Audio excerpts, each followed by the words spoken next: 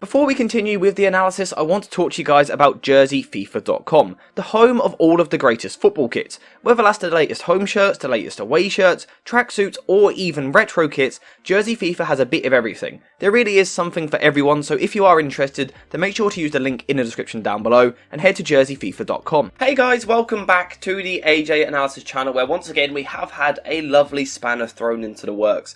Now, of course, Manchester United played Leeds twice this week, so the idea was to look at Leeds, look at some of their strengths, weaknesses, and break down how United can beat them, and kind of cover both games in one. However, after I'd finished all my research, had written everything down and was ready to record, Jesse Marsch has now been sacked as Leeds manager, which obviously potentially puts all that work out of the window. However, personally, I think that Chris Armas will take control for these two games. So, considering the fact that he was one of the coaches under Marsch, I think we can assume we will see some similar principles. So we are still going to go through with the tactical breakdown, but just kind of keep that in the back of your mind that Leeds might change manager before the game. However, before the first game on Wednesday night, which is tonight I think when this is uploaded, I think he will probably, Leeds will probably use the same tactics which they used before. So let's talk about that. So I want to start off by talking about how the play will develop when Manchester United have the ball, because under Ten Hag, United are a more possession-dominant team, and I think that will be the case in this game. I do think United will be the team looking to control the ball. Leeds are in a bad spell of form at the moment. United will come in with greater confidence and therefore look to take control. So the question is, how will Leeds set up from there, and how do United play through that? Well, initially, Leeds will defend in quite a narrow shape, and they actually will let the centre-backs have the ball. People assume that Leeds press high, and in certain spells they do, but they actually let the centre-backs have the ball initially.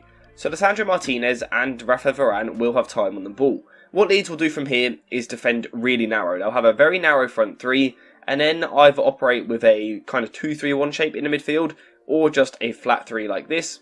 And then of course, they will squeeze really high at the pitch, and it looks like a mid-block initially, with the forwards kind of sitting off in a slightly compact shape, but playing a really high line. This is a mid-block from Leeds, so the Manchester United centre-backs will have time on the ball. However, what will happen from here is Leeds will crowd the centre of the pitch, as we can see already, and the aim is to stop United playing the ball through the middle. So what Manchester United will therefore have to do is play the ball out wide to a fullback, because they won't be able to get the ball moving through the lines, or certainly that is the game plan from Leeds.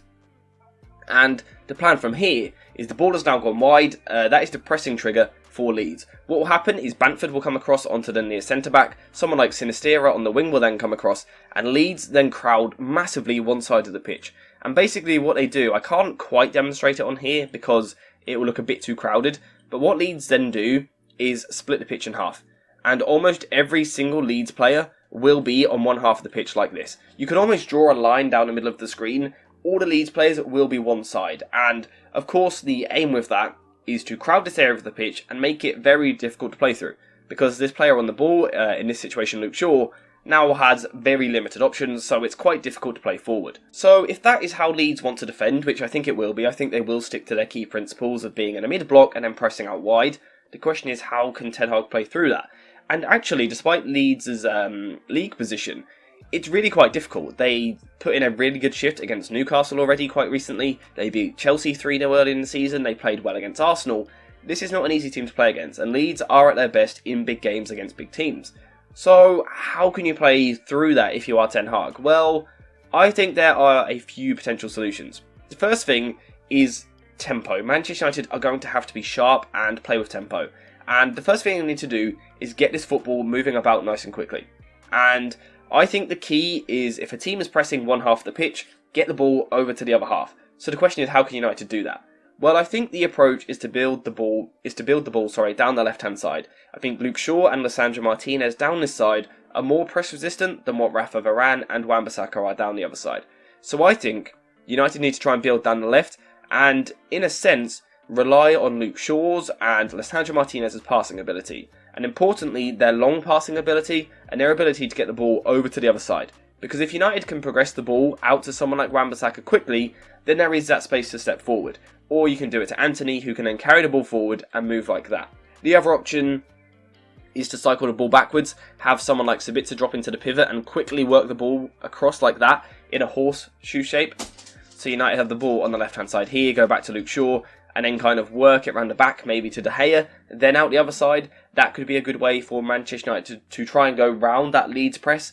Going through it is very difficult, so United are going to need wide progression in this game. Another option with wide progression is to try and play down the side of the press. If Leeds want to really squeeze high down this side, the fullback in particular will push high, probably Luke Ayling. I think there is space for Luke Shaw to play first-time passes down the line, a pass that he is very, very capable of, probably an underrated side of his game. And of course, Marcus Rashford running down this side is going to provide a real big weapon. So I think there are ways United can play through this. Either they need to horseshoe round the back and get the ball out to the other side, or play quick passes down the line and almost take the Leeds press out of the game. But also, there are a couple of other ways that you can take this Leeds press out of the game as well. So this approach is something that we can take from the so-called smaller teams in the Premier League. I was saying how Leeds play well against the big teams, and that is because the big teams want to play possession football. Chelsea under Graham Potter, where they lost 3-0, Graham Potter wants to play possession football. Manchester City want to play possession football. Newcastle want to play possession football. Arsenal want to play possession football. These are all games in which Leeds have played pretty well for large periods.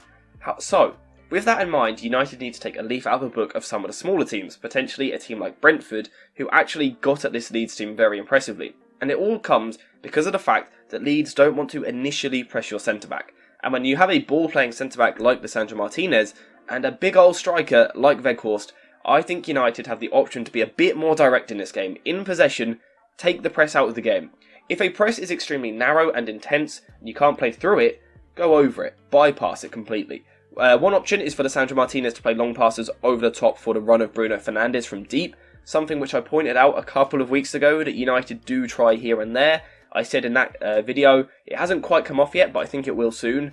These two games against Leeds is where we really could see that.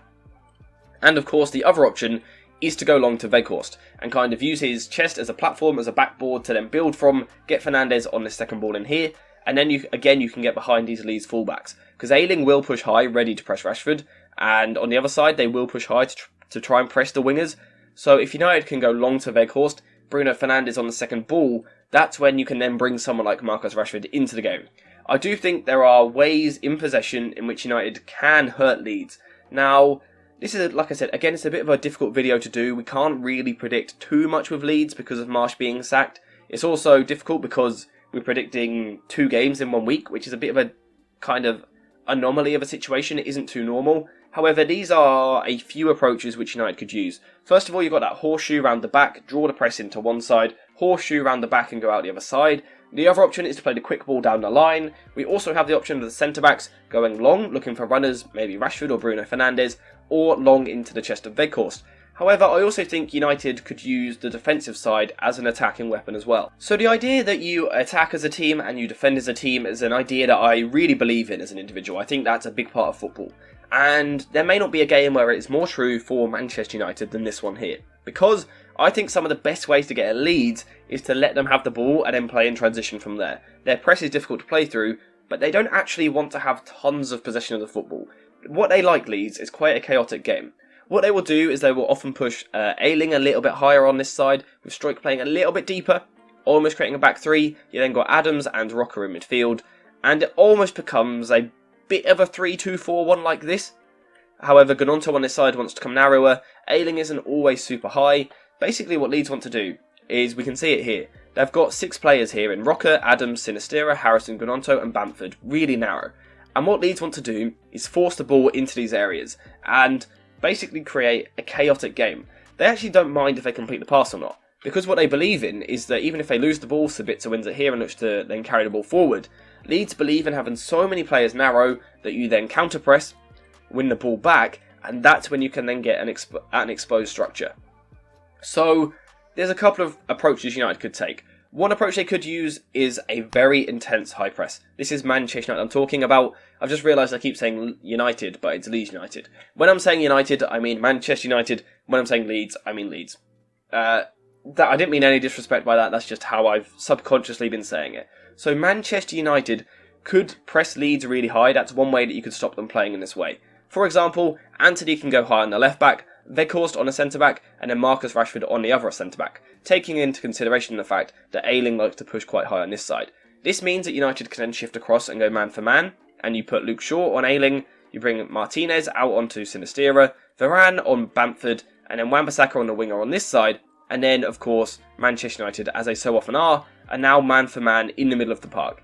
This is a way that Manchester United could press Leeds to really nullify the Leeds threat. I think this would lead to a lot of turnovers in dangerous areas. This Leeds team isn't blessed with technical ability, so I think this could lead to turnovers from where we know Manchester United are super deadly, but there is also another approach they could take as well. For me, I think the other option for Manchester United is to use a bit more of a mid-block, because this Leeds team don't actually want controlled possession. So they want to, like I was saying, create chaotic football basically. So when you actually let them have a bit of time on the ball, they almost don't know what to do at times. So that again is an area where Manchester United could really use that in their favour. Let Leeds have the ball, and then Manchester United look to win it in these areas with Sabitzer, Fred and Fernandes in the midfield, and then transition. Again, Ayling likes to come forward on this side for Leeds. This is where Rashford could really expose this team on the counter-attack. Down the other side, we can also see the fullback push forward at times. So again, if Manchester United are able to sit in a mid-block and then transition, that is a way that I think you can hurt Leeds. I see a scenario where this could come into a very transitional game of football, with Leeds wanting to make it chaotic. That kind of suits Manchester United at times, with players like Fred, but also Bruno Fernandes, and then Rashford on the counter-attack. It does kind of suit Manchester United playing chaotic football at times. These could be two really interesting games. We know the rivalry adds that little bit extra as well. Like I said, this video has been a little bit difficult to do, because it's hard to predict how Leeds are going to play. Firstly, because it's over 2 games. We could see one thing in the first game, and then a massive change to the second. There might be a new manager by then. The fact that Marsh is gone does make it a bit more unpredictable for Ten Hag and his men going into this game. However, a few ideas which I think we will see. I think we will see Leeds using Manchester United fullbacks as a pressing trigger to shift over to one side of the pitch. So how can United counter that? One is to play quick passes down the line to Marcus Rashford or Anthony on the other side. The other option is to horseshoe around the back, come back out and then go out the other side because you are going round the press. And of course the other way is quick switches of play to the other side. I think that's a couple of ways United could get round the press. I also think when Leeds are in their more contained shape in their mid-block in the middle, long passes from Lisandro Martinez I think could really be the key to get Manchester United into good positions, whether that's long into the chest of someone like Weghorst or Lisandro Martinez going over the top for someone like Bruno Fernandes or Marcus Rashford to run onto. I think that could be really effective. And then from a defensive point of view, Manchester United have 2 options. They can go man for man in a high press with Rashford tucking a bit narrower onto the centre back, or they could sit off into more of a mid-block, set those traps in the middle of the park and then look to counter-attack. Once again, this video has been not so fluent and structured as what we would typically like. Like I said, the situation at Leeds has kind of made this video a bit chaotic. However, perhaps that is perfect because I think that's how these 2 games will be, but we will have to wait and see. Let me know though what you think in the comments down below. Do you think Leeds will have a new manager in place in the first place? Do you think Marsh should have been sacked? That's also an interesting conversation.